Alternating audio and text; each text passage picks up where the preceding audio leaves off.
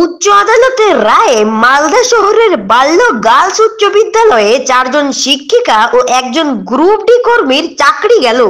2016 সালে পরীক্ষা দিয়েছিলেন, 2018 সালে চাকরি পেয়েছেন গ্রুপ ডি পদে। দক্ষিণ দিনাজপুরের বাসিন্দা, আইসিডিএস চাকুরি করতেন, 15 বছর করেছেন, কিন্তু আর্থিক কারণে ভালো রোজগারের আশায় গ্রুপ ডি পদে চাকুরির জন্য পরীক্ষা দিয়েছিলেন। চাকুরি হয় মালদা বাল্য বালিকা বিদ্যালয়ে।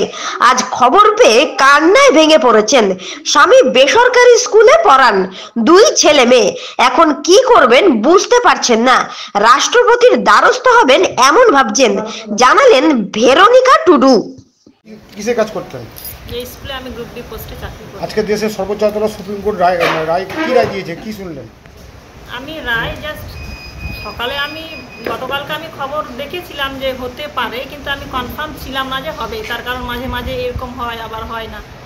তারপর আমি 10টা 20 মধ্যে স্কুলে এসে আমি মোবাইল ওইভাবে দেখিনি, তাই জানি না। এখানে এসে আমি যখন জানতে পারলাম যে এই রায়টা প্যানেল ক্যান্সেলের কথা বলা হচ্ছে, তখন তো স্বাভাবিকভাবেই খুব মনটা খারাপ হলো। তা আমি এখন শুনছি বলে আমাদের আরেকটা পরীক্ষা দেওয়ার চান্স থাকছে, প্লাস পুরনো চাকরিতে আমরা ফেরত যেতে পারি। আমি আইসিডিএসে চাকরি করতাম, আমি মাস্টার ডিগ্রি পাস করা। আমি ভেবেছিলাম প্রমোশন হবে, তার জন্য আমি এসএসসির দিকে এতটা ঝুঁকিনি।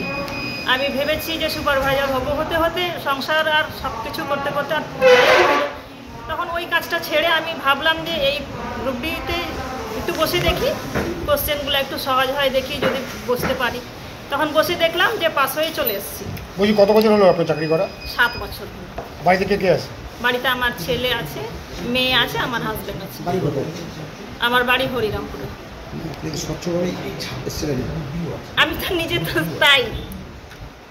এই এতজনের চাকরি চলে গেলো, কিভাবে দেখছেন পুরো বিষয়টা? পুরো বিষয়টাই আমি অমানবিক দেখছি। আমরা যারা সঠিকভাবে এসেছি, আমাদের এই পানিশমেন্টটা কেন? আমি যদি কাউকে মার্ডার কি খুন, আমি কোনো কিছু নাই করি, আমি কেন পানিশমেন্ট পাবো? আমি কেন জেলে যাব? কি আমি কেন আসামি হয়ে সেখানে আমি খুনের সাজায় যাব? আমাদের তো ফাঁসির সাজার মতন অবস্থা। আমার নাম ভেরোনিকা টুডু। রায় দিতে শুনেছেন, আপনাদের স্কুলে কতজন আছে? আমাদের 4 জন টিচার আর একজন গ্রুপ ডি। 2016 আজকে অন ডিউটি অবস্থায় আছে? হ্যাঁ, ওনারা অন ডিউটি অবস্থাতেই আছেন, পরীক্ষা থেকে গার্ড দিচ্ছেন।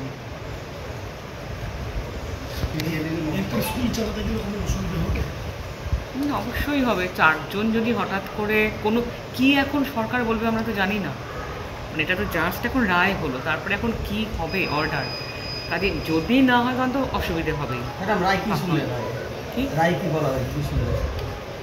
এখনও আমি রায়টা খুব ভালো মতো শুনিনি, মানে যেটা শুনছি ওই ইউটিউব বা কিছু ওগুলো শুনে, মানে এখনো হাতে যতক্ষণ পেপারস বা কোনো কাগজ না পাবো ওটা বুঝতে পারবো না। আপনাদের স্কুলের টিচিং স্টাফ কতজন আছে? এমনি সব মিলিয়ে কতজন আছে? তার মধ্যে কতজন গেল গেছে কিনা আমি জানি না, তো খবরে শুনছি। আগে অর্ডারটা পাবো হাতে, তারপরে দেখবো। কি শুনলেন?